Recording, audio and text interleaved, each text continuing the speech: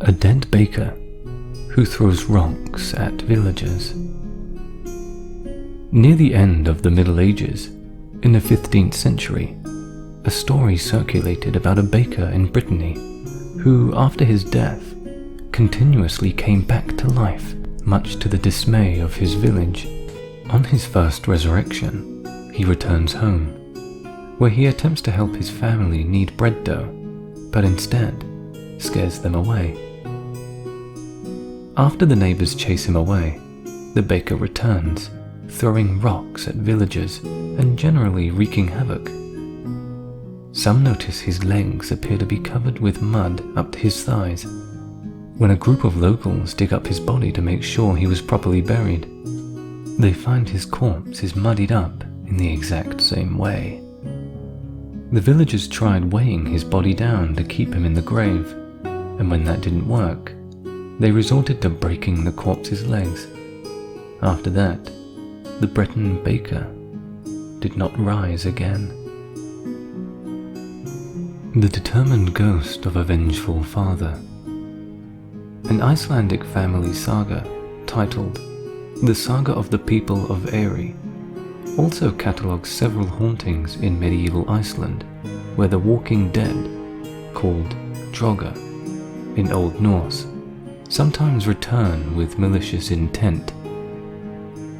One of the tales is about a man named Arnkell and his father, Thorolf Hearthfoot, who died sitting up, eyes open, at the family's dining room table. Arnkell warned his family not to walk in front of the man's line of sight. He covered up the face and ordered a hole to be cut in the wall through which Thorolf could be carried out, likely to confuse the body in case the undead Thorolf tried to return home. Both the oxen who carried Thorolf to his grave died, as did many animals who went near his burial site. And soon, Thorolf began haunting the valley, causing farming families to flee left and right.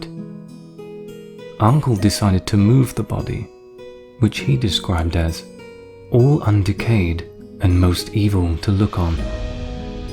After they moved him to a new gravesite, they built a wall around it in an attempt to keep Thorolf contained. Soon after, Arnkell was killed, and even the wall couldn't keep Thorolf's ghost from returning to attempt to avenge his son. Another group of men exhumed Thorolf's body yet again, and this time they burn it, scattering the ashes in the sea. Some of the ashes, however, were caught in the wind, and a cow who accidentally ingested them later gave birth to a bull who killed a man who had been one of Arnkell's enemies. Lessons of hospitality from a Scottish woman's ghost. In another saga, a Christian woman from the Hebrides named Thorgunna died, leaving a few gifts to the church in exchange for prayers for her soul. As her body was being transported for burial, the movers stopped for the night at a farm, where they were refused food, which was against the social customs of the day. As the movers prepared to go to sleep hungry, they heard a rustling noise in the kitchen. It was the ghost of Thorgunna, completely naked, preparing a meal for the men. The farmers, who had originally refused hospitality to the group, were scared, and subsequently promised them food, dry clothing, and whatever else they needed for their journey. Thorgunna was soon buried, and her ghost never bothered anyone after that. A servant wrestles with an undead farmer. Another Icelandic saga, the saga of the people of Laxdor, were written in the 13th century and tells the story of a violent man named Hrup, who on his deathbed requested to be buried vertically in the doorway of his home so that he could keep an eye on his house and family. According to the saga, Hrup became a Droga and walked again a great deal after he was dead, killing most of his servants in their encounters. They eventually relocated his body, but it didn't take, and the farm was abandoned. When a man named Olaf later took over the property, one of his servants came to him, terrified, saying that Hrup wouldn't leave the threshold of his former home, and that the servants had physically wrestled with him, trying to remove it.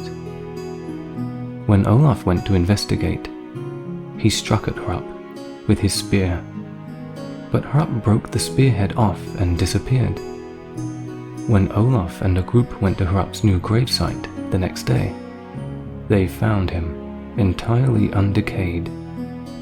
Olaf's spearhead was buried with him. They eventually dug him up, burned his body, and cast his ashes into the sea, and never had trouble after that.